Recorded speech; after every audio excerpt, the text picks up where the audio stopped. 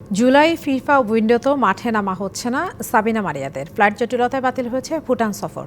তবে সাফের প্রস্তুতি হিসেবে ভুটানে 3 জাতীয় টুর্নামেন্ট খেলবে বাংলাদেশ। বিষয়টি নিশ্চিত করেছেন বাফুফে উইমেন্স উইংয়ের চেয়ারম্যান মাহফুজ আক্তার কিরণ। অক্টোবরে নেপালে বসবে নারী সাব চ্যাম্পিয়নশিপের আসর। সাবিনা মারিয়াদের সামনে শিরোপা ধরে রাখার মিশন।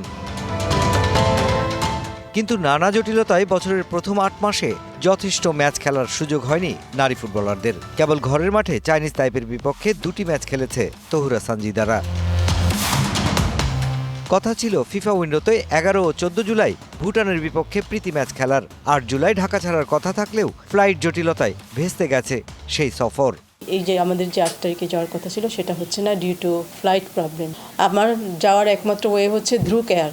সেখানে আমি টিকিট পাচ্ছি না। আমার মাত্র 15টা টিকিট আছে, তো 15 জন গেলে আবার এক সপ্তাহ পর 15 জন গেলে আমি খেলতে পারবো? আমরা যদি অন্য দিক দিয়ে যাই সেটা অনেক বেশি এক্সপেন্সিভ হবে আমাদের জন্য, সেটা সম্ভব না। প্রীতি ম্যাচ বাতিল যেন সাপে বর, বলছেন কিরণ। জুলাইয়ের শেষ কিংবা অক্টোবরের শুরুতে বাংলাদেশকে নিয়েই ভুটানেই আয়োজন করছে 3 জাতি টুর্নামেন্ট। তৃতীয় দল চূড়ান্ত করবে স্বাগতিকরাই। আমি মনে করি যেহেতু ট্রাই নেশন হবে, আরেকটা টিম আসবে, ভুটান আরেকটা টিম এবং আমরা খেললে আমার মনে হয় সেটা আরও বেশি কম্পিটিটিভ হলো এবং মেয়েদের জন্য বেশি ভালো হলো, বেশি ম্যাচ খেলতে পারলো। আর আমরা আশা করি সেটা হয়তো স্ট্রং টিম হবে। সেটা যদি স্ট্রং টিম হয় তাহলে তো আরও ভালো হলো। তো সব কিছু মিলিয়ে ভালোই হলো।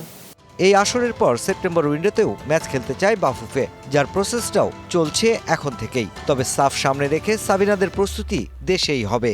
12 তারিখ 14 তারিখের ভিতরে খেলতাম, তখন যদি পয়েন্ট হতো 10, এখন হবে 5। Mushfiqur Rahman, DBC news, Dhaka.